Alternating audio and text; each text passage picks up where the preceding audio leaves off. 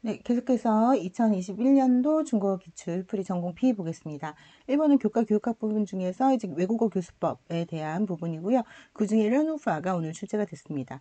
그래서 사실은 런우파하고 찌아오지파를 구별을 해보면 찌아오지파는 우리가 의사소통 중심 교수법이라고 하죠. 그래서 뭐 찌능파, 이니엔파, 공능 이니엔파 다 같은 말이고요. 예, 기능과 의미를 중시한다고 해서 그래서 여기에 빨간색으로 표시한 부분은 이 둘의 차이점이 되겠고 파란색으로 표시한 부분은 다 공통점이 되겠어요. 그래서 이 빨간색 부분만 없으면은 이거는 그냥 찌어지파의 다 교수 특징이 되기도 하거든요. 그래서 이 부분이 가장 중요한 부분입니다. 그래서 이 교수법은 언어의 의사소통 기능을 강조하고요. 언어의 활용을 중시해요. 그래서 교실 수업은 학생 중심 수업이고요.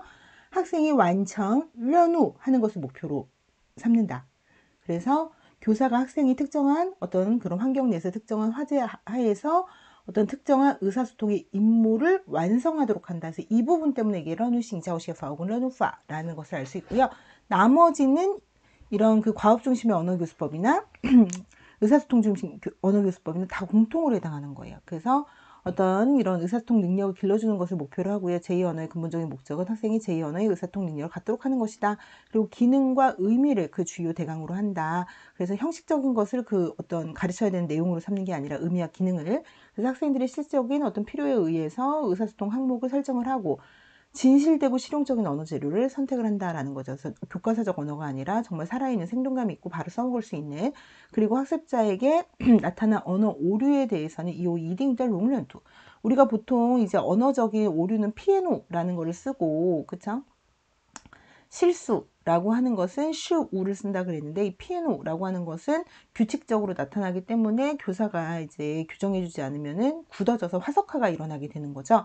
그래서 이런 부분에 대해서 이제 그는 고쳐줘야 되는 거죠. 그래서 이런 근데 슈와 피에노가 모두 이 추어우의 종류예요. 그래서 사실 이 부분이 조금 애매한데 일단 쇼는 절대 안 되고요. 이 위엔 피에노 이 부분에 대해서도 좀 수용도를 줄지. 근데 이 피해누는 계속되면 이제 고착화되는 현상이 나타나기 때문에 그래서 언어적 실수에 있어서 좀 어느 정도 용인을 해주다가 의사소통에 크게 영향 없겠다 싶은 추어우는 가급적이면 고쳐주지 않는다. 근데 이게 아예 딱 의사소통 중심 교수법이든 이제 과학 중심의 언어 교수법이든 딱 위엔 추어우라고 딱 이제 명시가 돼서 나오기 때문에 추어우 외에 나머지를 정답으로 인정을 해줄지는 조금 미지수인 것 같아요. 그래서 어쨌든 A번은 임무, B번은 추후 되겠다. 그래서 학생들의 어떤 능동성, 예, 그 의사소통의 능동성과 적극성을 최대한 이제 격려한다라는 거죠. 그래서 1번 같은 경우에 이제 완成任务, 요거를 이제 맞춰주셨을 가능성이 크고 이 추후 부분도 잘 쓰신 분이 많겠죠, 물론. 근데 또 이제 위엔 피해누나 이제 다른 거를 또 쓰셨을 가능성도 이제 있을 수 있을 것 같아서 일단 저는 이제 하나 맞고 하나 틀리는 이런 형태로 좀 예측을 했습니다. 자, 그 다음에 2번. 이 부분은 이주원 선생님이 이미 해설을 해주셨기 때문에 넘어가고 이제 파트만 볼게요. 그래서 한문 강독 중에서 중국의 고전에 대한 이제 독해 능력을 물어보는 그래서 왕한석과 이제 송염의 이제 산문이 이제 출제가 됐었는데요. 여기서 이제 이 선생님이 문제 배점을 조금 답안에 잘못 내신 것 같아요. 그래서 이거는 1점 1점씩입니다. 2점이 아니라. 그래서 아마 이게 쇼위렌 같은 경우에는 이 쇼가 찌아오쇼도 쇼의 의미이기 때문에 종씨를 이제 또 찾으신 분이 또 있고 이건 또 찾는 문제니까 그쵸? 그리고 이제 B 같은 경우에는 이제 현대언어로 번역하는 문제다 보니까 아마 이거를 못 쓰셨을 가능성이 좀 있을 것 같아서 저는 일단 이 문제도 1점 정도를 득점하는 형태가 가장 많지 않을까 네, 이렇게 예상을 했습니다. 그래서 이 부분도 2점 배점이지만 이제 한 1점 정도 맞을 수 있겠구나 이렇게 이제 생각이 들었고요. 그 다음에 이제 이 3번 문제 같은 경우에는 문법 지도의 기교라는 것이 나왔는데요. 사실은 이제 문법에 있어서의 가장 중요한 이제 교학 원칙이라는 게 있어요. 교학 방법. 그게 연역이냐 귀납이냐 하는 거예요. 그리고 이 연역이든 귀납이든 이거를 가르치는 방식에 따라서 세세한 기교들, 뭐 도구를 쓴다든가 실물을 쓴다든가 동작으로 보여준다든가 예문을 든다든가 뭐 번역을 바로 한다든가 설명을 한다든가 이런 것들이 나눠지게 되는 거죠. 그래서 어법 교육에 있어서 양대의 방식 이것은 크게 연역과 귀납이 있다라는 거죠.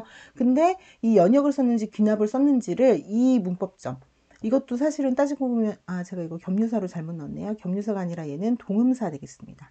잠시만요. 수정을 조금 할게요. 네, 계속해서 보겠습니다. 그래서 3번은 교사와 학생 간의 이제 대화이고요. 그리고 이 부분은 동음사로 고쳐주시고, 그 다음에 동태조사 러에 관련된 부분도 나옵니다. A는 교사와 학생 간의 대화이고, B는 교사가 이제 그 문법 교육할 때 사용한 기교이다. 그래서 먼저 A, B를 적고, 그리고 나서 이제 다시 C, D를 이제 A에 근거해서 써라라는 거죠. 그래서 선생님, 메이올렛의 긍정 형식은 이올란인데, 메이올라이의 긍정 형식은 왜 이올라이가 아니라 라일러인가요? 왜 그런가요? 그랬더니, 내가 예를 들어줄게 라고 하면서 생각해봐. 요슈, 메요슈, 요비, 메요비. 이들의 공통점은 뭐니? 뒤에 있는 단어가 모두 구체적인 명사라는 거예요. 틀림없다, 맞다, 네 말이 맞아. 이러한 예문 중에 메이오의 뒷부분은 모두 명사성 성분이야. 그래서 부존재, 부쥐요, 가지고 있지 않다, 존재하지 않다를 나타내지. 그러면 일단 이 부분. 그러면 여기에서 이제 빨간색으로 표시한 이 메이오의 그 품사는 동사가 되겠죠. 이오를 부정하는, 가지고 있지 않다, 그쵸? 이때 메이오는 동사예요. 그 빨간색은. 근데 알겠어요. 그럼 치아리 메요 렌지에 대한 라고 해야 되겠네요. 여기서, 그렇다면 치아리 요 렌지에 대한 화의 부정형식은 뭐지? 메요 렌지에 대한 화. 집에 전화 받은 사람이 없어요가 되겠네요. 잘했다. 그렇다면 A의 부정형식은 뭐지? 라고 물어봤더니, 인가이시 찐텐 타 메요 라이샹 컬러. 맞아요? 라고 했어요. 그랬더니 부두이 바로 틀렸다고 이번에 했어요. 그러면서 메요는 아까 그 이것의 이제 긍정 형태를 일단 쓰라고 했으니까 A는 찐텐 탈 라이샹컬 러 되겠고, 이것의 부정 형태는 메요랑 러랑 함께 쓰일 수 없으니까 이 러를 빼서 찐텐 타 메요 라이샹커가 돼야 된다라는 거죠. 그쵸? 그래서 메요 같은 경우에는 아까 뒤에 명사성 성분이 오는 것과 달리 동사성 성분 앞에 붙인다라는 거죠. 그래서 얘의 동음,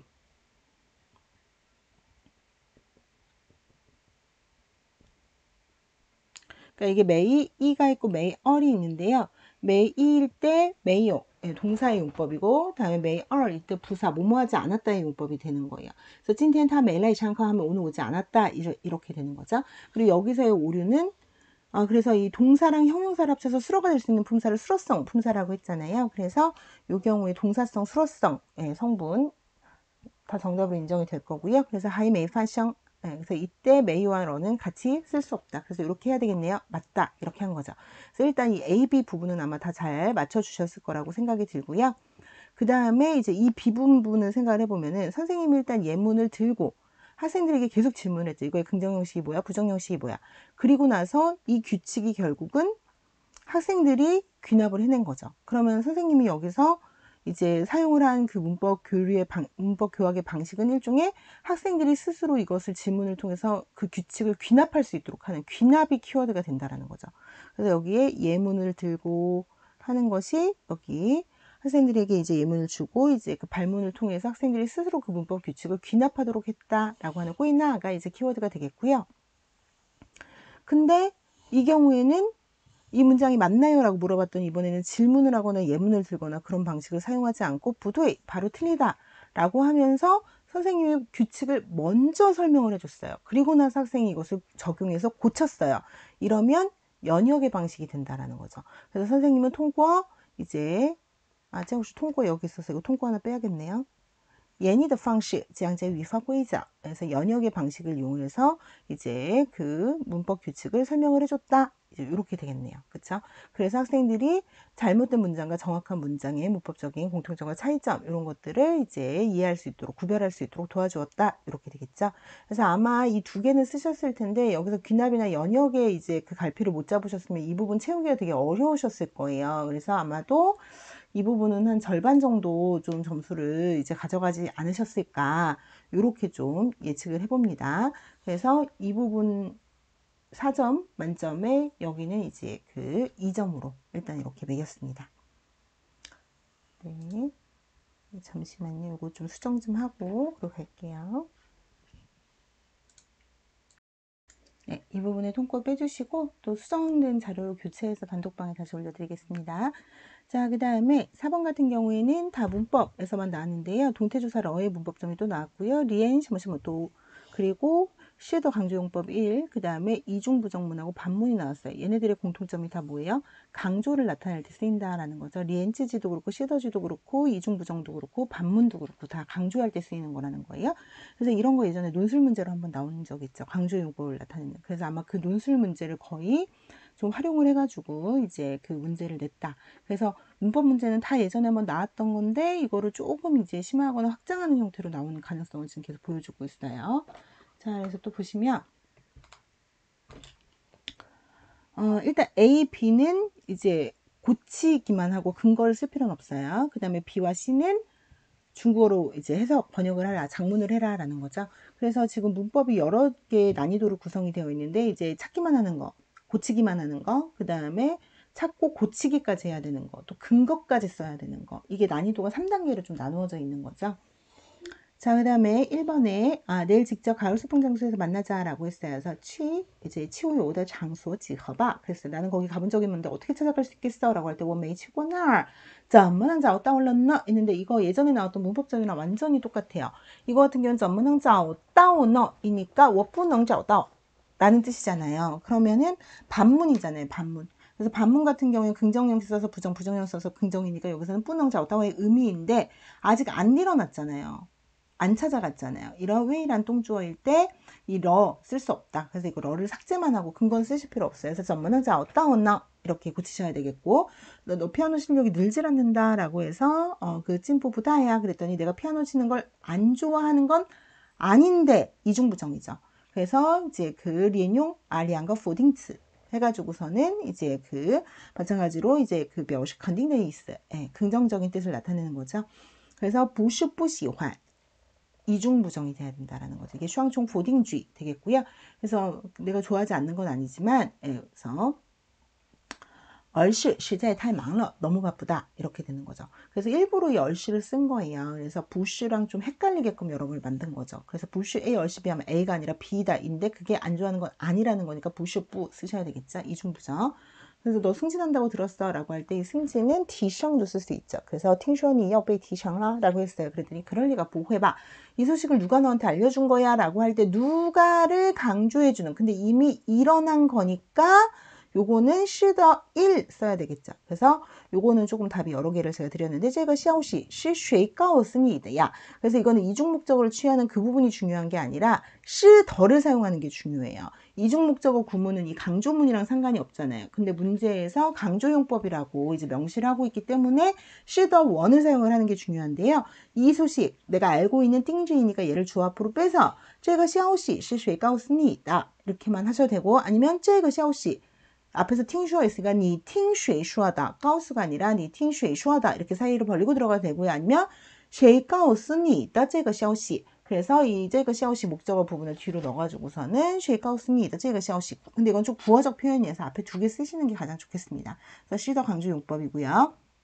이미 일어난 일의 특정 정보 여기서는 谁를 강조를 하는 거죠. 그래서 그는 우리 부서의 능력자야 라고 해서 자오자오저 나왔고요. 그래서 나조차도 그의 실적을 따라갈 수 없다라고 할 때 리엔워또 혹은 리엔워예 깐부샹 도저히 따라갈 수 없어요. 타다 예지. 그래서 이거 자체는 또랑 예, 리엔츠지가 왔을 때는 그 뒤에 또랑 예랑 호응해가지고 심지어 모모조차도 모호하다 이런 의미를 전달해야 되는 거죠. 그래서 아마 이 A하고 D는 대부분 다 맞춰주셨을 것이고요. 부슈부시환도 아마 하셨을 것 같은데 이 시더 강조용법 쓰는 이 부분에서도 조금 이제 오문이 있을 수 있었을 것 같아요. 그래서 이 부분은 그래도 이제 일단 그 요거는 2점 다 매겼고 이 시더가 틀리든가 아니면은 이제 또 그 이중부정이나 반문이 틀리던가 좀 이렇게 이제 좀 생각을 해가지고 일단은 제가 이 토탈에서는 제가 나중에 고쳤네요. 이거 4점을 다 주는 걸로 고쳤네요. 근데 아마 여기에서 둘 중에 저기 밑에 이중부정이나 시더문에서 아마 실수를 하신 분 특히 장문이 지금 또 난이도가 어렵기 때문에 있을 수 있었을 거다라고 이제 생각을 하고요. 그 다음에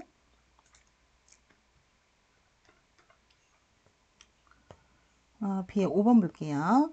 B의 5번은 이제 그 문화 개정교육과정 내 문화 내에서 성취기준, 그러니까 문화의 교수학습 방법하고 교수 지도시 유의사항 나왔고 문화와 관련된 목표까지도 나왔는데 성취기준 안 나왔었거든요. 근데 이번에 A에서 이 성취기준을 줬고요. 그 다음에 이 교환을 통해서 학습 목표를 설정하는. 근데 이 교환 설계 부분에 대한 게 지금 최근 몇 년간 계속 연속적으로 나오고 있어요. 거의 한 5년 동안 매년 나왔던 것 같아요. 그리고 특히 학습 목표 설정하는 거는 문법도 시키고 어학도 시키고 막 이렇게 내용학하고 연계해가지고 계속 시키죠. 자, 그래서 A는 2015년 개정교육과정에서 이제 어떠한 항목의 정지 후标준이다, 성취 기준이다. 문화의 성취 기준입니다. 그래서 문화의 성취 기준은 세 가지인데요. 다양한 활동을 통해 중국 문화를 체험하고 이해한다. 중국 문화에 대한 다양한 자료를 활용해서 모든 활동에 참여한다. 중국 문화 우리나라를 비교하고 문화의 다양성을 존중하는 태도를 갖는다. 이게 성취 기준이에요. 그리고 B는 교사가 설계한 교환이다. 자, 그럼 이랬을 때 A, B에 각각 일단 쌍음절에 어구를 쓰라 그랬고요. 그 다음에 B에 제시된 내용을 토대로 이 C, D 학습 목표를 설정을 하라고 얘기를 했어요. 그럼 자, 일단 다양한 활동을 통해서 활동은 내가 직접 하는 거니까 체험하고 이해한다. 그래서 여기 DN이 들어가야 되고요. 그 다음에 문화의, 그러니까 중국하고 한국이 나오고요. 그 다음에 이제 다원적인 문화의 다원성을 존중하는 태도를 가진다는 것 자체가 이 둘에 대해서 이제 비교를 했을 때 차이점을 받아들이고 이제 공통점을 이제 또 인지하고 이런 거겠죠. 그래서 여기에 비교 부분 일단 들어가야 되고요. 만약에 여기에서 내가 이걸 유치하지 못했다고 하더라도 밑에 교환을 보고서는 우리가 또 알 수 있어요. 왜냐면 지금 이 1번 부분이 여기에, 그 다음에 이 2번 부분이 이 두 번째 목표에, 그 다음에 이 3번 부분이 세 번째 목표가 됐거든요. 그래서 우리가 원래 이제 그 교환을 할 때 이 학습 목표라고 하는 것은 반드시 실현이 돼야 되는 제일 중요한 요소거든요. 그러면 이 교환의 순서대로 학습 목표가 중요하게 설정이 되어 있어요. 그러면 중국의 음식 문화를 설명을 하고 이제 중국의 각계각지의 이제 그 다양한 음식 문화를 소개한다. 그리고 이 밑에 보면 한국과 중국 양국의 음식 예절, 식사 예절의 공통점과 차이점을 설명한다는 게 결국은 비교한다는 얘기죠. 그래서能够比较 한중两国的饮食文化, 그리고 여기에 이제 그 비자오라는 키워드가 들어가게 되는 거죠. 그 다음에 두 번째 파트는 이제 모둠 활동을 하는데요. 모둠으로 하여금 이제 자기가 소개하고 싶은 요리, 이걸 하나, 이제 그, 쓰다 차이시 이런 거 하나 봐요. 그쵸? 그래서 뭐, 베이징 차이든 모두 하나를 선택을 해서 인터넷에서 각종 자료, 뭐, 음식 이름이라든가 그림이라든가 그것의 유래라든가 이것을 추천하는 이유라든가 이런 것들을 검색하겠다라고 하면 지금 이 부분은 중국 문화에 대한 다양한 자료를 활용해서 모둠 활동에 참여한다 라고 하는 이 항목에 해당이 되겠죠. 그럼 이거를 잘 재조직해 가지고 이 C를 쓰셨으면 되는 거죠. 그리고 학습 목표에서 유의하셔야 되는 것은 항상 앞에 넘고 붙여야 돼요. 뭐 할 수 있다, 이 활동을 통해, 이 학습을 통해 뭐 할 수 있다, 이렇게 끝나야 돼요. 그래서 왕샹커전 꼬양대 요관 중국 차이더 쯔리아오를 이용, 뭐 리용 또는 윈용해서 지지 참여 샤오주 활동, 이렇게 할 수 있다 끝나고요. 그럼 마지막 이 활동이 세 번째 되겠죠. 그래서 일단 월병을 만드는 방법을 설명을 하고 학생들에게 그것을 만든 다음에 맛보도록 했다라고 하는 건 체험이잖아요. 그래서 이 부분에 해당하는 그런 그 활동이 되겠죠. 그래서 이 세 가지 성취 기준을 이 교환은 다 만족했다라고 이야기를 할 수 있어요. 자, 그러면 여기 뒤에 들어가야 되는 것은能够通过制作中国月饼的活动, 그래서 중국의 월병을 제작하는 활동을 통해서 体验并了解,理解中国文化, 중국의 문화를 이해할 수 있다, 이렇게 되겠어요. 근데 아마 이 학습 목표 설정하는 것이 쉽지가 않았을 거예요. 그래서 이 키워드도 또 좀 헷갈리고, 그래서 요 같은 경우에는 그러니까 유달리 이 교환 같은 건에서 이제 달달 외우는 게 아니고 그거를 분석해서 해야 되다 보니까 어려워하시는 분들이 조금 있더라고요. 근데 지금 거의 모든 지역에서 교환이 없어지는 추세다 보니까 1차 시험에서 교환 문제가 꼭 나오더라고요. 그래서 이거 같은 경우에는 이제 문화의 성취 기준에서 DN이라는 키워드를 좀 쓰기가 힘드셨을 것 같아요. 그래서 요거 1점 생각을 했고, 학습 목표는 어찌됐든 위에 있는 성취 기준을 잘 조합하면 말을 만들 수 있으니까 이거를 2점 죄송합니다. 이 점으로 설정을 했습니다.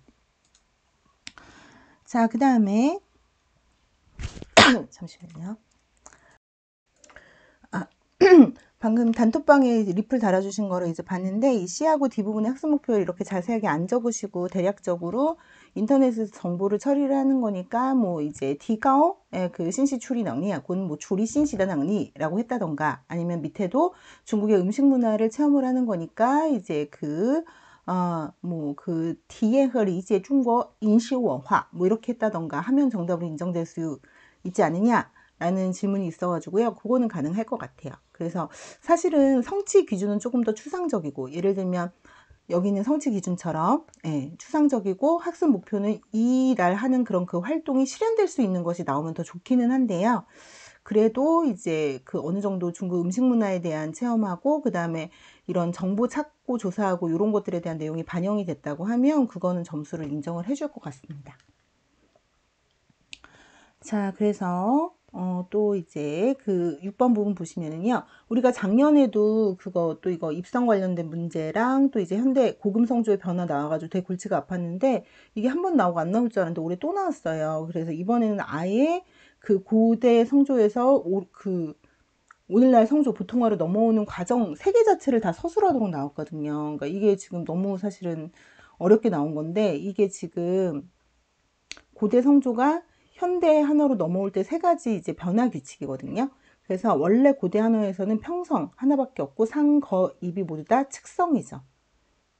그리고 상, 거, 입은 모두 측성이고, 그러면 고대 한어에서의 원래 평성이었던 것이 지금 그 글자를 보게 되면 현대 한어에서는 음평으로 간 글자도 있고 양평으로 간 글자도 있어요. 그러니까 이게 옛날에는 고대에서는 후, 일성이나 만, 이성이나 다 평성이었던 거예요. 근데 이 평성이 오늘날 음평과 양평으로 나뉘었다. 이게 빙판 인양이라는 거예요. 근데 얘가 이제 음평으로 가는 애들은 다 뭐였냐? 옛날에 청성모였다. 근데 양평으로 가는 애들은 뭐였냐? 탁성모였다라는 거예요. 그래서 이 성모의 청탁에 따라 음평으로 가느냐 양평으로 가느냐가 나눠지기 때문에 위에서 이제 성모의 청탁에 따라서 이 핑펀 인양을 한다. 이 두 가지는 되게 긴밀하게 연결된 조건이다 라고 보시면 되겠고요. 그 다음에 옛날에 사성 글자는 오늘날 보통화에서도 다 사성으로 왔어요. 그러니까 얘는 규칙이 없죠. 근데 똑같은 측성이라고 하더라도 삼성 글자는 오늘날 삼성으로도 가고 사성으로도 갔어요. 그러니까 옛날에 삼성이었던 것이 오늘날 사성일 수도 있는 거죠. 그러면 그런 것들이 뭐예요? 다 보니까 전탁성모드라 라는 거죠. 차탁성모, 그러니까 성모도 탁성모도 다시 차탁과 전탁으로 나뉘게 되는데, 차탁성모 같은 경우는 삼성으로 갔어요. 근데 차탁성모가 사성으로 가는 거죠. 완전 전탁성모가. 그러면 옛날부터 주어샹이라고 하는 이 상성은 사성으로 변한다, 사성으로 귀납된다 라는 게 주어샹变취 혹은 주어샹归취라고 하는 조건이에요. 그리고 루파이 스성은 여러분들 다 아시다시피 옛날에 있었던 입성 글자는 옛날엔 측성이었는데 오늘날은 1성에도 있고 2성에도 있고 3성에도 있고 4성에도 있다라는 거죠. 그래서 이런 식으로 기역, 뭐 리을 이렇게, 다음에 비읍은 없나요? 철식, 괄 이런 식으로 리을, 비읍을 제가 안 했죠 지금. 곡철, 박철, 비읍이 안 보이네. 아무튼 흐어이다. 그러면 이거는 합 이렇게 되잖아요. 그래서 이런 리을, 기역, 비읍이 있는 그런 글자들 같은 경우 오늘날 1, 2성에 있는 평성이라고 하더라도 옛날에 입성은 측성이었기 때문에 측성으로 봐야 한다라는 거잖아요. 그래서 옛날에 입성이 오늘날 현대 보통화에서 사라지게 되면서 이 입성이었던 글자들이 평, 상, 거, 루파이 산성, 이 평성을 다시 음평, 양평으로 나누면 루파이 시성 되는 거죠. 그래서 평상 거입으로 이제 각각 흩어져 들어갔다. 다시 중국어로 정리한 핑판 인양은 옛날 고대 한어의 평성이 보통화해서 인핑과 양핑 두 가지 성조로 나누어졌다. 루파이 스성은 고대 한어 중에서 입성 성조가 보통화의 음평, 양평, 상성, 거성 4개의 성조로 퍼졌다. 그렇다면 C에서 얘기하는 주어샹 비엔취, 주어샹 꼬이취는 뭐예요? 고대 한어의 이제 주어샹 성띠아오가 보통화의 취성으로 귀납되었다 라고 하는 현상이 되겠죠. 그래서 이제 다시 정리를 해보면 옛날에 우문책이요, 광운 이런 데서 보게 되면 이제 발음 주석 달아줘 사전 같은 거죠. 그래서 반절법도 작년에 나왔잖아요. 그래서 아마 작년과 같은 분이 지금 출제에 들어간 게 아닌가 싶을 정도로 문제가 유사한데요. 이 동 같은 경우에는 옛날에 이 글자의 도금을 모르면 어떻게 해요? 얘를 성모, 앞에 거를, 뒤에 거를 음모 합쳐가지고 얘의 동음을 만드는 거죠. 왜? 음에서 음으로 매기는 방식 같은 경우에는 동음에 그런 그 발음이 없으면 아예 그 글자를 읽을 수가 없으니까. 그래서 앞에서는 덜을 따고 뒤에서는 옹을 따서 얘를 합쳐라. 그래서 얘를 동이라고 읽었어요? 그럼 틀리죠. 얘는 똥이니까. 아, 이게 어떻게 된 거지? 이럴 수 있다는 거죠. 보통화에서 도금을 할 때 동은 이성이에요. 홍은 양평이기 때문에. 그래서 그 피철자와 그 다음에 그 여기서 이제 반절에 얘가 상자고 얘가 하자죠. 반절 할자가 반드시 운이 같아야 된다. 여기서 말하는 운은 운복 이하, 운복 혹은 운복 운미, 성조까지 맞아야 되는 거예요.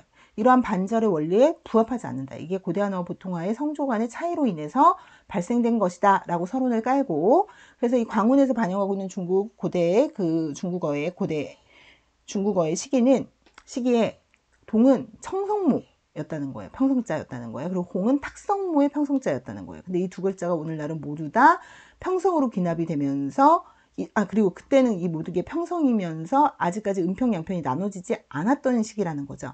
하지만 이제 중원운이라고 하는 데서 반영된 근대 이제 중국어 시기에서는 이 성모의 청탁에 따라 다시 이거를 이제 다시 이제 그 평성을 다시 인핑, 양핑의 두 가지 성조로 나누게 되었다라는 거죠. 그래서 이 평성이 다시 음평과 양평으로 나뉘는 이러한 은변 현상을 가리켜서 빙선인양이라고 한다. 그 외에도 입성의 변화도 매우 뚜렷한데요. 예를 들면 여기 합 있네요. 합, 설, 착 이런 애들 보면 한국어 받침으로 이제 리을, 비역, 기역이 되는데요. 오늘날 그 보통화의 성조로는 1성, 2성, 3성, 4성이 되는 거죠.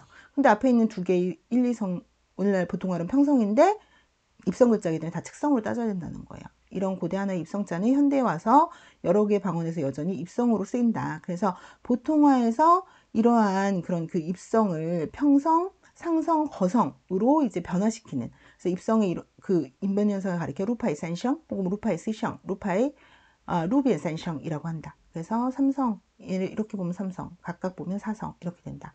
그래서 중국 고대 한어인 현대 보통화로 발전한 그 은변 과정 속에서 성조 부분에 있어서 위에서 말했던 그런 그 평성과 입성 간의 변화 외에도 상성과 거성 간의 변화 역시도 이제 특색이 있는데요. 소위 이제 그 탁성 삼성인 거죠. 그래서 주어샹 같은 경우에는 사성으로 기납된다라고 하는 것은 삼성자와 성모의 청탁에 의해서 그 성조가 변화된다는 것이다. 그래서 아까 도표에서도 말씀을 드렸듯이 차탁은 이제 삼성에서 차탁은 삼성으로 가는데 전탁 성모 같은 경우에는 이제 그 사성으로 귀납이 된다라는 거였어요. 되게 난이도가 있는 문제여가지고요. 그래도 칭주어라든가 잉양 정도는 여기서 유추해서 쓰실 수 있었을 것 같아요. 여기서 뭐 칭성무, 주어성무 이런 식으로 나왔었으니까. 근데 이제 그 주어 샹비엔취라든가 이 시의 그 규칙 같은 경우는 좀 기납하기가 어려우셨을 거다라고 생각이 들어가지고요. 이것도 한 2점 정도 이제 그 득점을 하지 않으셨을까 이렇게 이제 예측을 했습니다. 자, 그 다음에 그 비번 부분을 잠시만요. 비번 부분이 없어졌네요. 자, 그 다음에 이제 계속해서 B의 7번 보겠습니다. 그래서 B의 7번도 문법 문제이고요. 그 범위가 복문 하나로 되어 있어요. 근데 그 중에서 점층 선택 가설 인가 복문에서 나왔고요. 부다워 이 문장 같은 경우에는 이제 관련사의 위치를 묻는 거고 나머지 세 개는 이제 이런 오용 문제 제대로 사용이 됐는지 이런 거 묻는 거라고 보시면 되겠습니다. 자, 그래서 해석을 해보면은요. A, D 중에서 오류가 있는 두 개를 찾고, 이건 수정까지 해야 되고, 이거 이유까지 설명해야 되는 거예요. 그래서 너 걔 누군지 알아? 그랬더니 당연히 알지. 왕홍이잖아. 그래서 不但我喜欢他的歌而且也喜欢他的小说라고 했는데 여기서 不但 뒤에 이제 그 주어가 앞뒤 주어가 일치할 경우에는 我不但而且 이렇게 해야 되는 거죠. 나는 그의 노래를 좋아할 뿐만 아니라 그의 소설까지 좋아한다. 我不但으로 고치셔야 되고요. 이것에 대한 근거는 앞뒤 절의 주어가 같을 때 관련사어는 주어의 뒤에 와야 한다. 앞절의 관련사가 주어의 뒤에 와야 된다는 거죠. 그랬더니 나 생각지도 못했는데 그게 소설도 써? 이런 거죠. 그래. 그래서 만약에 네가 그의 작품을 보지 못했다면 그렇지 않으면 찌우 샹왕자오자오 칸바. 그래서 인터넷에서 찾아봐. 그럼 루구어 찌우는 원래 서로 슌청관시인 거잖아요. 앞에 있는 논리와 뒤에 있는 논리가 일맥상통해야 돼요. 그래서 서로 대립적인 관계가 되면 안 되고 포우저는 에이해라. 그렇지 않으면 뭐 하겠다. 서로 반대 관계인 거죠. 그래서 포우저가 나타내는 그런 거는 루구어 부시제양. 그래서前后후 그 펀쥐가 表示对立关系, 주안적 관시 나타내는데 반해서 루구어 찌우는 이런 전환 관계가 없다라는 거죠. 그래서 아니면 이 내용이 서로 간에 이제 그런 뭐 그 뚜엘리 관시가 아니다. 이제 같은 방향으로 간다. 뭐 이런 식으로 이제 써주시면 되겠죠. 그래서 이때 보저를 삭제를 해주셔야 되고요. 그 근거는 이렇게. 내가 금방 찾아볼게 그랬어요. 최근 들어서 인터넷 소설이 유행을 하면서 젊은 작가들이 많아지기 시작했다라고 할 때 이후의 수어이. 그래서 요거 같은 경우에는 이제 그 주어가 각각 다르기 때문에 두 번째 절의 접속사는 무조건 주어 앞에 와야 되는 거고 첫 번째 절의 이제 그 접속사 같은 경우에도 주어가 다를 경우 주어 앞에 온다. 그래서 이 A하고 C 같은 경우에는 이 접속사에 대한 그런 그 어떤 첫 번째 절에 오는 접속사에 대한 그런 위치 문제라고 보시면 되겠고요. 그 다음에 그렇구나. 그래서 너도 소설 잘 쓰던데 너도 한번 해봐. 그랬더니 에이 내가 쓰느니 편하게 남들이 쓰는 소설이나 볼래? 라고 했으니까 뭐를 선택한 거예요? 편하게 볼래 D를 선택한 거죠. 그럼 위치 포로 요거는 원래는 링커 예쁘랑 이제 우리가 비교를 할 수 있죠. 그래서 링커 예쁘 같은 경우에는 앞에 걸 선택하고 그 다음에 이제 얘는 선택하지 않는 이게 위치 프로와의 차이점이죠. 그래서 이 두 가지는 오용에 관련해서 이 두 가지는 추어쉬에 관련해서 낸 오문이 되겠다. 근데 아마 이거는 저희 7, 8월에도 보저 같은 거 했었고 또 모의고사 때도 했었고 또 이것도 많이 했잖아요. 또 모의고사 때도 그 똑같은 이제 부단 관련 지문으로 요거 했었고 해서 요거는 조금 정답률이 높을 거라고 제가 기대를 하고 있습니다. 그래서 요 부분 아마 4점 다 가져가지 않으셨을까 생각을 하고요. 그 중에 이제 붓단을 이용한 그 관련사의 위치 관계가 이제 시험에 출제된 적이 있습니다. 자, 그리고 8번 같은 경우에 이 선생님이 해설을 해주셨을 테고요. 그 또 한문 강독이 나왔어요. 그래서 이번에 한문 강독에 대한 비중이 엄청나게 높은데요. 특히 또 이제 문제를 보니까 8번 같은 경우는 굉장히 또 어렵더라고요. 그 지문 내용 자체도 조금 어렵고. 근데 물론 이거 한유 문장은 유명한 구절이긴 하지만 문장이긴 하지만 그래서 아마도 제 생각에 이제 8번 같은 경우에는 뭐 1, 2점 정도 많아봤자 그래서 저는 일단 1점으로 이제 그 매겼고요. 예상을 했고요. 그 다음에 이제 9번 보겠습니다.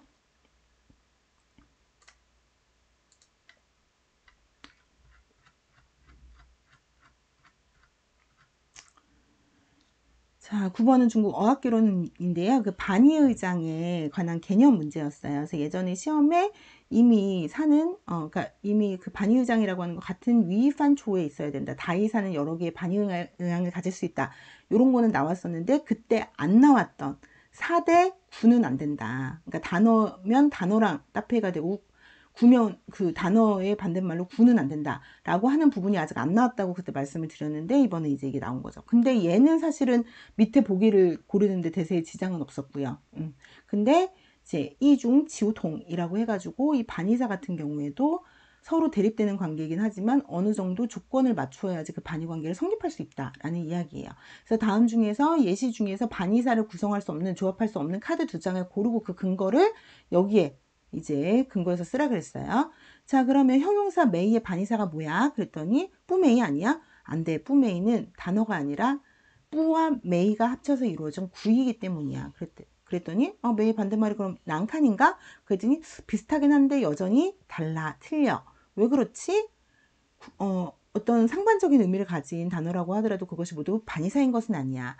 아무리 반의사라고 하더라도 이중 지우통 거기서 맞춰줘야 될 게 있어. 다른 가운데서도 같은 것을 구하다라는 거죠. 그래서 이중 지우통이 무슨 얘기야? 그랬더니 뭐냐면 말이지 서로 반대되거나 서로 대립적인 그 부분 외에 나머지 부분은 최대한 이거를 일치돼야 된다는 거죠. 뭐죠?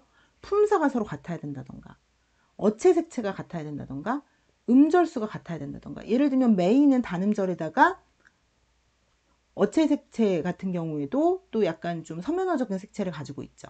근데 난칸이라고 하면 얘는 쌍음절이 되고 또 이제 구어적인 색채가 있죠. 그러니까 얘네들은 그 반의사를 구성할 수 없는 거예요. 그렇다면 이거에 걸맞는 이제 반의사는 같은 단음절에 같은 형용사에 같은 어체 색채를 가진 조가 되겠다. 이제 그 얘기인 거죠. 그랬더니 그게 맞아 이런 거죠. 자, 그럼 이 조건을 일단 얘네들은 다 부합하죠. 사다 팔다 말말 샹스 쩐지야. 얘네들은 중간이 없는 그 파니츠 중에서도 후보 파니츠 절대 반의사가 돼요. 그쵸? 그리고 얘는 같은 이음절이긴 하지만 예컷관 주관 자체는 뭐 이제 뭐 그 품사도 둘이 똑같고요. 음절수도 맞고요. 이제 어체색채도 똑같아요. 그런데 총명을 보면 총명은 형용사죠. 근데 샤즈는 명사예요. 그럼 얘네들은 지금 품사가 안 맞죠.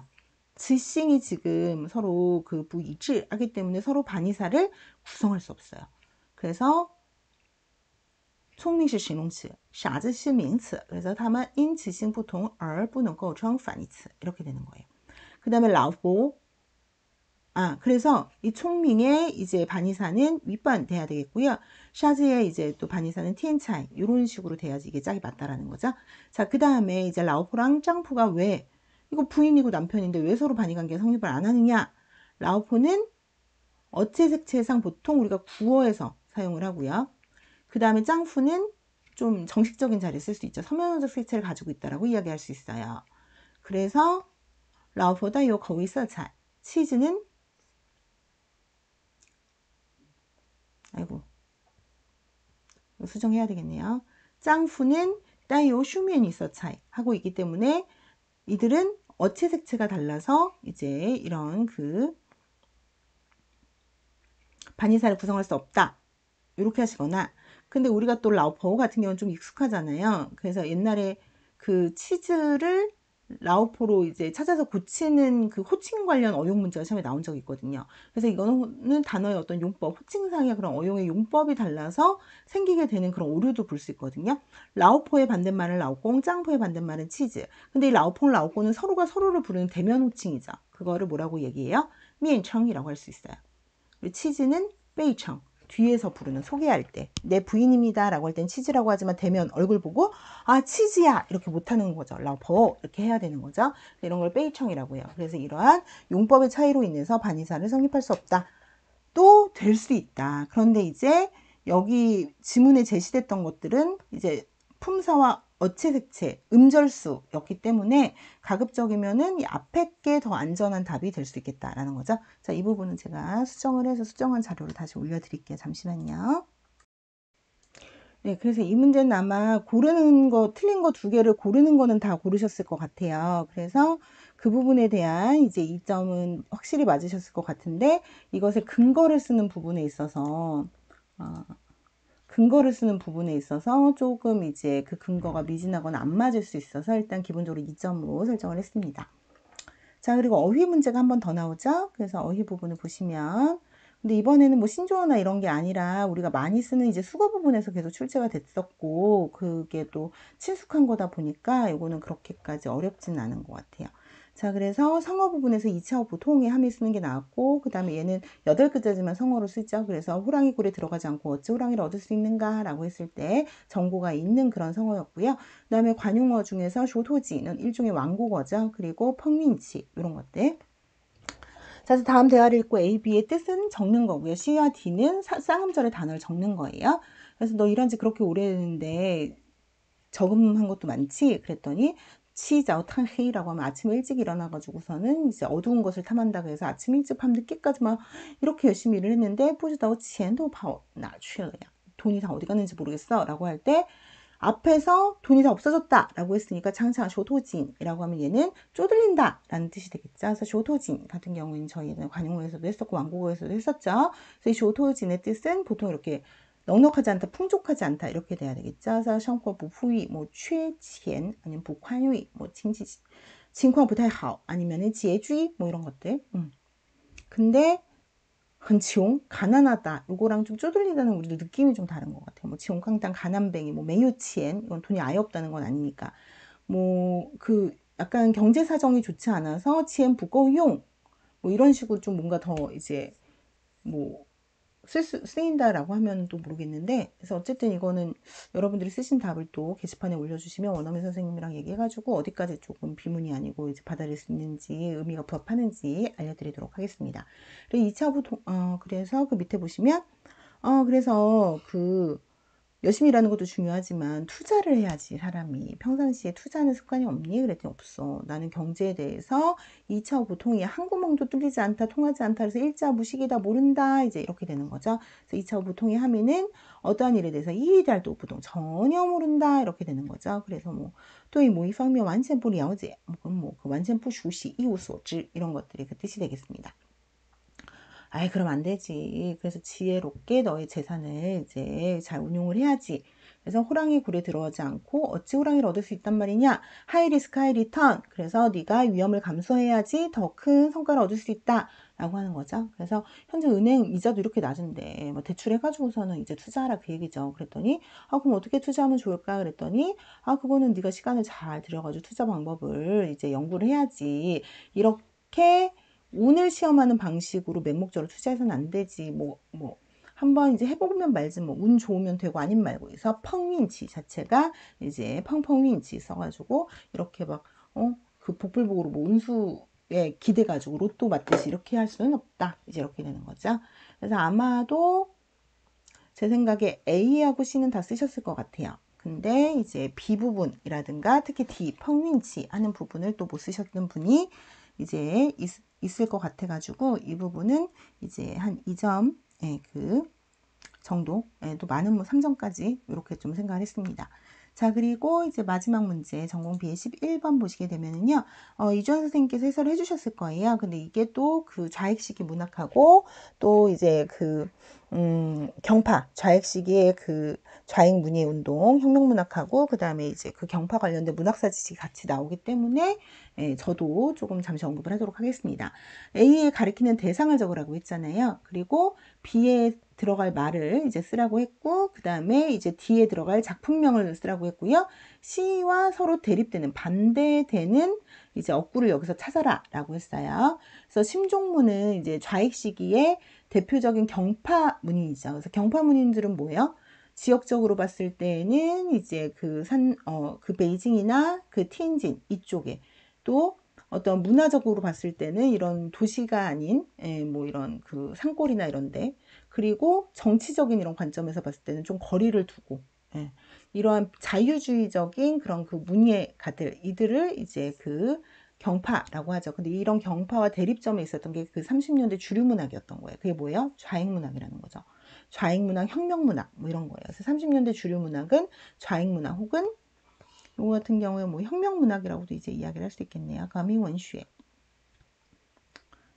자, 그래서 계급, 계층의 관점으로서 이제 사회를 고찰하는 이런 시각과는 다르게 A 보통이죠. 그래서 그는 지역적이고 민족적이고 문화적인 그런 시각으로서 이제 두 가지의 그 문화의 어떤 대비 이런 걸 통해서 자신의 문학적인 사상 이런 것들을 밝혔다. 해서 이런 신종문의 이제 그런 펜 아래서 향촌이라고 하는 것은 바로 그 시향시를 이제 배경으로 했기 때문에 상서 지역을 상서의 세계가 되었다. 그래서 일종의 원시적이고 소박하고 조화로우며 이제 건전한 생명의 형태 이런 것들을 표현했다. 그 중에서도 시향시의 펑칭은 이제 그쪽의 풍경이라든가 인정, 사람들의 풍습 이런 것들에 대한 묘사는 이런 그 상서 지역 사람들의 자연적인 상태와 그 다음에 쯔포하면서도 찌엘렌 이것도 우리 모의고사 때 했었죠. 그러니까 찌엘렌은 뭔가 질긴 강한 생명력 소박하면서도 강한 생명력의 본성을 이제 찬미하고 있다라는 거죠.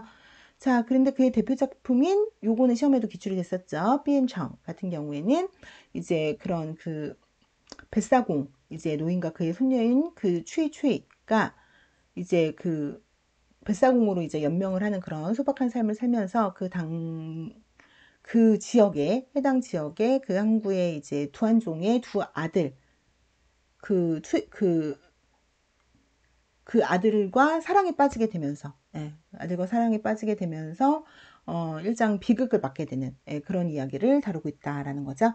그래서, 이것과 비교해 봤을 때 그러면 시앙 비주시아 이런 게 힌트가 되겠죠. 뚜일리니까 이와 달리 뭐 이와 비교해 봤을 때 중국 도시를 소재로 하는 그런 작품 가운데 심종문이 이제 그 현대 도시를 표현한 게 있다라는 거죠. 그래서 각종 생활의 압력 속에서 결국 루에루안 슈웨이 약하고 좀 가식적인 허위적인 모습으로 바뀌어가는. 그럼 여기서 쭈부젤렌 강한 것의 반대가 그 란워가 되겠고요. 푸즈 소박한 것의 반대가 쉬웨이가 되겠죠. 그래서 가장 대립적인 것은 란워 쉬웨이 되겠어요. 이걸 통해서 현대 도시 문명권 도시병 뭐 이런 것들을 비판했다 이렇게 되겠죠. 그래서 이거 같은 경우에는 이거 이제 삐엔총 무조건 써주셨어야 되고요. 그 다음에 이것도 이제 그 소재 줄거리 아시면 시향시까지 나왔어야 되고, 그다음에 30년대 주류 문학 주어 이 원슈인데요. 이것도 이제 사실은 써주셨어야 되는 거죠. 그래서 그 이제 서로 반대되는 찾는 거 그거 조금 어려웠다 쳐도 이제 여기서 3점은 맞으셨어야 된다. 그래서 사실 시험 끝나고 나서 말들이 되게 많았잖아요. 커트라인이 막 올라가는 거 아니냐. 되게 나는 작년보다 조금 변별이 떨어지는 것 같다. 아니면 또 어떤 분들은 고문이 많아서 너무 어려웠다. 그래서 커트라인 도대체 몇 점이냐? 커트라인을 내놔라. 이렇게 이제 말씀을 하셨는데 제가 이것도 좀 되게 약간 타이트하게 본 거예요. 조금 더 러프하게 보게 되면 저는 커트라인을 일단 결론부터 여러분들 궁금해 하시니까 이제 먼저 말씀을 드리면은 아이고 이게 다 밀렸네요. 저는 한 57 나왔잖아요. 근데 55에서 60 정도로 저는 생각을 해요. 근데 그게 그냥 잠시만요. 제가 편집해서 다시 할게요. 네. 그래서 이제 그 전공 A, B 해설은 다 마쳤고요. 이거를 토대로 이제 커트라인이랑 이걸 좀 다 같이 예측을 해보면 제가 이거는 한 문제씩 다 풀어보면서 그래서 이거는 이로서 맞출 수 있을 것 같다 아닐 것 같다 이렇게 해서 쭉 예측을 한 그 점수의 총 점이 57점이에요. 근데 이거 약간 저 좀 타이트하게 본 것도 있거든요. 그래서 지역에 따라 점수 편차도 좀 날 수가 있고 그래서 제 생각에는 한 55에서 한 60점 정도가 이제 커트라인이 될 거다라고 이제 예상이 조금 들어요. 그래서 작년 같은 경우에도 제가 57에서 한 60 예상했는데 경기 지역의 커트라인은 한 60 정도 됐고 지방 같은 데는 그보다 더 낮아가지고 대충 맞았거든요. 그래서 아마 그 정도 언저리에 있으신 분, 한 55에서 60 언저리에 있으신 분들 같은 경우에는 일단 좀 준비를 하셔야 되지 않을까. 그래서 이제 한 명 뽑고 두 명 뽑고 뭐 다섯 명 뽑고 이런 지역은 워낙 점수 편차가 크지만 경기 같은 경우는 빼곡하게 이렇게 붙어 있을 가능성이 많거든요. 그래서 항상 매년 경기 응시자들 보게 되면은 이제 커트라인에서 한 1, 2점 내에 다닥다닥. 그리고 한 3에서 5점 내에서 조금, 그리고 한 6, 7점, 10점 이상 여유 있는 분 아주 극소수. 이런 식으로 많이 구성이 되거든요. 그러니까 좀 특히 경기는 2차 변별도 높으니까 웬만하면 또 본인 가채점이랑 그런 게 꼭 다 안 맞을 수가 있어요. 제가 그 이유를 조금 하나씩 설명을 드리고 싶은데요. 어, 위에 거 잠깐 정리를 해보면은요. 이게 작년에는 교과 교육학이 15점이었는데 올해는 18점 올라갔고요. 여기서 어휘 두 문제 아까 포함해가지고 중국 어학개론이 작년에도 어휘 포함해서 12점이었는데 올해 21점. 그러니까 어학개론이 크게 올라간 거예요. 그리고 문법은 작년에 27점이었는데 올해 21점 내려갔고요. 그 다음에 이제 문학개론은 똑같은데 작년에는 고대에서 세 문제 나왔는데 올해는 현대에서 두 문제, 고대에서 한 문제 이렇게 나왔고요. 그 다음에 이제 독해 부분 문제가 작년에는 20점이었는데 올해는 14점 해가지고 좀 줄었어요. 그리고 한문 강독의 이제 비중이 좀 되게 많이 올라갔다. 이런 걸 이제 전반적으로 볼 수가 있죠. 자, 그래서 기출의 제출제 비율은 작년에는 그래도 50% 정도 됐거든요. 40점 정도. 근데 올해는 33점으로 이 점수 자체가 지금 40% 정도밖에 안 되는 거예요. 80점에 33점이면. 그러니까 기출의 제출제 비율은 작년보다 많이 떨어졌어요. 그럼에도 불구하고 여러분들이 완전 다 생소하다 모르겠다 이런 거는 아니잖아요. 근데 그 이유가 뭐냐면은 기존에 출제되었던 포인트에서, 그러니까 예를 들면 방향부호가 나왔다, 뭐 결과부호가 나왔다 이러면은 옛날에 안 냈던 것도 같이 확장해서 내는 거죠. 그래서 결과부호 같은 경우도 옛날에는 뭐 이런 그 전치사구 보호가 주로 나왔거나 아니면 이제 그런 상용 결과보호 이런 게 나왔는데 올해는 결과보호의 문법 특징, 위치 뭐 이런 게 나왔다. 이러면 익숙하긴 한데 뭔가 그래도 조금 생경한 이런 느낌이 드는 거죠. 그래서 기존 포인트에서 심화 확장한 문제가 많이 나왔는데 이렇게 되면은 체감 난이도는 엄청 낮아져요. 근데 막상 채점을 하면 나는 그 관제인치를 정확하게 쓰지 못했다던가 뭐 비문을 냈다던가 이래서 점수를 못 받을 가능성이 있기 때문에 실제 본인 채점보다 점수가 낮게 나올 가능성이 있어요. 그리고 무엇보다도 작년하고 시험 유형이 바뀐 게 없기 때문에, 왜냐면 작년에 시험을 봤을 땐 그 전년도하고 시험의 유형이나 이런 것들이 되게 많이 달라져서 더 쉬워졌음에도 불구하고 이제 어렵다라고 느끼는 분들이 많았거든요. 그러니까 옛날엔 다 외워서 썼어야 되는 걸 지금 뭐 찾아 쓰라고 한다던가, 뭐 흉내내서 쓰라고 한다던가, 형식을 맞추라고 한다던가, 이런 거 처음 나왔을 때는 또 당황했단 말이에요. 근데 올해 시험 유형은 작년하고 거의 대동소이해요. 근데 작년보다 지문이 엄청 짧아졌어요. 작년에 A는 괜찮은데 전공 B 지문이 되게 길어가지고 시간 배분에 애를 먹었는데, 올해 같은 경우는 지문 길이가 또 현저하게 짧아져서 한 장수생분들 같은 경우는 10분, 15분씩 시간이 남았다는 분들이 많더라고요. 그리고 또 그 시간이 많이 남은 이유 중에 하나가 서술형 문제보다 기입 단답 문제가 엄청 많아졌어요. 같은 서술형 4점 중에서도 그냥 단어만 찾아 쓰는, 그나마도 뭐 찾아 쓰거나 이렇게 하는 이런 기입 비중이 올라가다 보니까 이제 시간적으로는 좀 여유가 있어지고, 이러다 보면은 응시자들이 생각하기에는 시험이 되게 쉬웠나 봐. 그럼 커트라인 올라갈 텐데 나만 못 본 거면 어떡하지? 이런 걱정을 반복을 하게 된다는 거죠. 근데 쉬운 거, 눈에 보이는 거, 우리가 마트 가면은 눈에 보이는 미끼 상품 몇 개만 싸게 팔고 나중에 이제 또이또이해서 다 계산해 보면은 똑같아지는 거잖아요. 그러니까 이런 평균 효과가 있어요. 그래서 영역별로 여기서 내가 되게 쉬운 것 같아가지고 점수를 되게 많이 딴 것 같은데 그건 남들이 다 똑같이 따고, 이건 또 되게 어려운 것 같아가지고 나는 또 망친 것 같은데 남들 똑같이 망치고, 물론 소수의 거기에서도 살아남고 이제 어려운 것도 푸셔가지고 고득점을 하시는 분이 있겠지만 몇 명이겠냐는 거죠. 그래서 영역별로 문제 난이도의 편차가 또 되게 있어서 내가 쉬운 건 남도 쉽고 내가 어려운 건 남도 어려워요. 그리고 설령 내가 미리 몰랐다고 하더라도 내가 이걸 읽어보고 유추할 수 있는 이런 거, 아까 뭐 필수 문제라든가 또 그런 그 고금 성조 변천 문제 같은 경우도 지문 읽어보면 A, B 한두 개 정도 맞출 수 있잖아요. 그래서 이런 문제가 많았기 때문에, 또 서로 대립적인 거 쓰라 그랬는데 꼭 서로 뜻이 같은 거 찾다가 엄한 거 쓰시는 분도 있고, 이렇게 이제 요구 조건이 A, B, C, D로 나눠져 있잖아요. 분할이 되어 있으면은 일단 헷갈리기도 쉽고 실수도 많이 해요. 그리고 착별자도 엄청 많이 나요. 그래서 나는 분명히 쉽다고 생각하고 정답을 썼다고 생각을 하는데 실제로는 점수가 더 낮게 나올 수도 있고, 그건 다른 사람도 똑같을 수 있다는 거죠. 그리고 전년도에 비해서 문법하고 독해 비중이 좀 내려가고 어학 비론이 조금 많이 올랐고요. 교과 교육하고 현대문학은 좀 이제 조금 올랐어요. 근데 작년에는 문법하고 어학이 좀 많이 치중된 느낌이었으면은 올해는 조금 골고루 그래도 이제 출제가 된 느낌이 들고요. 근데 교과 교육학 부분이 개정 교육 과정하고 그런 관련된 문제랑 또 이제 어학 문법하고 연계한 문제 비중이 이제 많이 올라갔는데, 특히 올해는 교환 나와가지고 교수 설계하고 개정 교육 과정하고 연계해가지고 이제 그런 저기 뭐 교수 설계하고 피드백 주고 요런 부분 출제 비중이 크게 이제 증가를 했죠. 그래서 제가 아까도 잠깐 말씀드렸는데 이제 2차에서 교환 작성이 없어지는 이제 추세라서 이 교수 설계 부분에 대한 거를 1차에서 평가를 하는 경향이 조금 많아지는 것 같아요. 근데 아직 그 개념 정립이 안 돼 있으신 분 같은 경우에는 이게 한없이 어려운 거죠. 어떤 규칙이 있는 게 아니니까. 그래서 이거를 뭐 많이 좀 저희 모의고사 때 저희 많이 했으니까 이런 거를 좀 익숙하게 보신 분은 뭐 별로 어렵지 않게 쓰셨을 텐데, 이걸 처음 접해가지고 이거 어떻게 해야 되지? 교환이 어떻게 구성되어 있지? 이런 것도 모르시면은 교과 교육학 부분 다 날릴 수도 있다는 거예요. 근데 그렇게 되면 생각보다 이 부분에서 변별이 많이 날 수도 있다라는 거죠. 그리고 어휘 같은 경우에도 작년하고 대동소이인데, 작년 같은 경우에 그 신조어 나왔던 부분 못 쓴 분들 되게 많았거든요. 근데 올해 수거는 그렇게 어렵지 않았던 것 같아요. 친숙하고 또 단답도 많이 있고, 난이도가 확실히 한이 쓰는 거랑 이제 그 채우는 거랑 좀 나뉘어져 있어가지고 여기에서도 그렇게 많이 이제 편차가 이제 날 것 같진 않아요. 근데 어학개론 부분에 있어서 이제 그동안 좀 중시해서 나왔던 뭐 예를 들면 변조라던가 막 이제 이런 것들 많이 안 나오고, 아까 문자 파트에서 그동안 잘 안 다루어졌던 뭐 이런 거 고금 성조 이런 거 또 나오고, 그다음에 필순도 처음 나왔죠. 근데 물론 현장에서는 필순 교육이 중요하긴 해요. 여러분들이 판서도 하셔야 되고 아이들이 한자를 정확하게 인지를 못하니까. 근데 어찌됐든 좀 생경한 부분도 있었고 또 난이도에 좀 편차도 있었고, 어렵게 느껴지는 거 고금성조 아까 그 부분 루파이스션 그 부분 되게 어려웠죠. 그리고 또 어학개론하고 막 한문 강독하고 막 결합해가지고 통위나 막 관화 이런 거 찾는 것도 어렵고요. 그래서 한문 부분에 있어서 일단 공포심이 있으신 분들 같은 경우 아예 손도 못 댔을 가능성이 되게 많거든요. 그럼 이런 부분에서도 또 이제 변별이 많이 날 수 있다. 그리고 문법 같은 경우에는 아까도 말씀드렸듯이 다 기출됐던 포인트에서 나온 거예요. 그러니까 나 이거 아는데 나 봤는데 이런 느낌은 굉장히 강하죠. 근데 따지고 보면은 이제 시험에 기출됐던 포인트를 다시 낸 거는 2, 30%밖에 안 되는 것 같아요. 아까도 조년문도 장소사 앞에 전치사 붙일 수 없다. 요거는 나왔지만 나머지 3개 문법점은 안 나왔죠.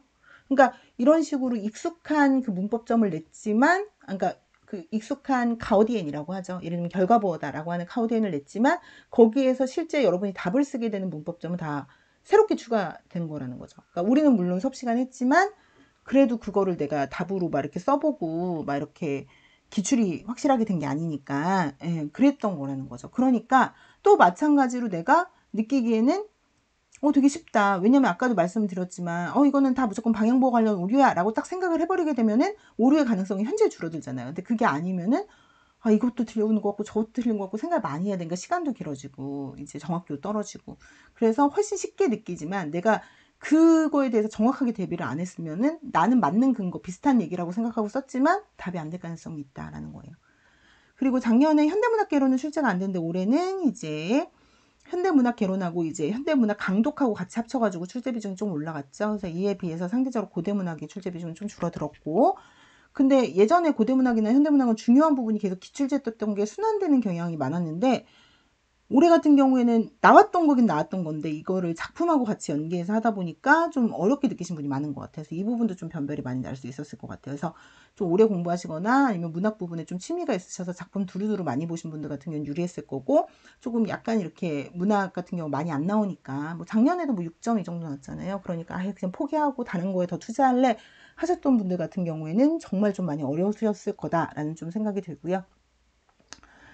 자, 그래서 한동안 독해도 그렇고요. 그동안 기출됐던 것 좀 관포지교 이런 거 4번이나 나왔잖아요. 그래서 몇 년간은 제출제를 그래도 한 20, 30%를 독해가 꾸준히 하는 활동이 올해 같은 경우에는 거의 다 미출제 지문이었던 것 같아요. 그리고 이제 한문이 한 문제 정도밖에 안 나오는 걸 아니까 그냥 포기해버리잖아요. 그러니까 그럴까봐 올해 또 이렇게 한문을 또 이제 한 해에 또 때려서 많이 내는 거죠. 이러면 또 안 볼 수가 없잖아요. 그러니까 그래서 이 부분에 좀 아마 격차가 좀 많이 나지 않을까. 그리고 초수생하고 장수생하고 좀 차이가 많이 나는 부분도 이 부분이 있을 수 있다고 생각해요. 근데 또 이거는 근데 뚜껑 열어보기 전까지는 진짜 모르는 것 같아요.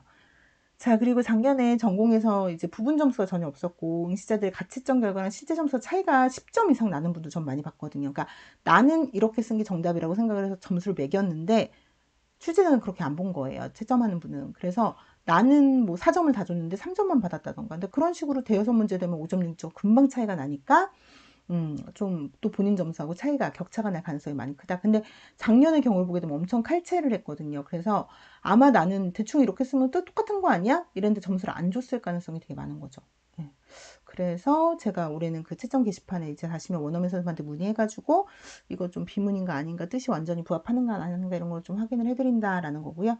그래서 어쨌든 이렇게 해서 종합을 해봤을 때 지금 내가 상상 속에서 생각을 했던 내 점수 그거랑 그리고 또 시험지에 적혀있는 답이랑 답안지에 있는 거 나중에 그 시험 끝나고 가서 보면 다르게 써 있는 경우도 많아요. 그래서 가채점은 항상 믿을 수가 없거든요. 근데 괜히 또 이제 그 스피커 분들이 말씀을 하시잖아요. 그 여론을 이제 또 약간 싱숭생숭하게 만드시는 분. 이번에 뭐 커트라인이 60이 될 거야, 70이 될 거야, 다 잘 봤다더라. 그런 거는 저는 지금 여기서 15년을 하지만 한 번도 진짜 맞았던 해는 없는 것 같아요. 그냥 자기 소신 툭신을 가지고 만약에 아예 접을 거면 그냥 시원하게 접고 고생했으니까 한 두 달 푹 쉬고 이제 다시 시작하든가. 그게 아니라 나는 그래도 어찌됐든 이제 2차를 좀 준비를 체계적으로 하고 싶다라고 하시면 아예 1차를 딱 잊어먹도록 하든가. 몸은 여기 있으면서 계속 고민하고 막 마음 졸이고 12월에 이렇게 보내잖아요. 그러면 막상 붙어도 1월에 체력이 없고 정신적으로 지쳐서 잘 안 돼요. 예. 그래서 여러분들이 일단 어찌됐든 간에 내가 점수가 애매하다 싶으면 일단은 준비하는 걸로 하시고 특히 내가 경기나 이렇게 2차 변별이 조금 있는 지역이다 그러면 2차에 올인하겠다는 마음으로 1차 때 내가 아쉬움을 남겼던 것만큼 2차에서 만회하겠다라는 마음으로 좀 하셨으면 좋겠어요. 네. 자, 모두들 올 한 해 1차 준비하느라 고생 많으셨고 이제 이번 일요일까지만 푹 쉬시고 다시 2차를 향해서 이제 같이 했으면 좋겠습니다. 다들 고생하셨습니다.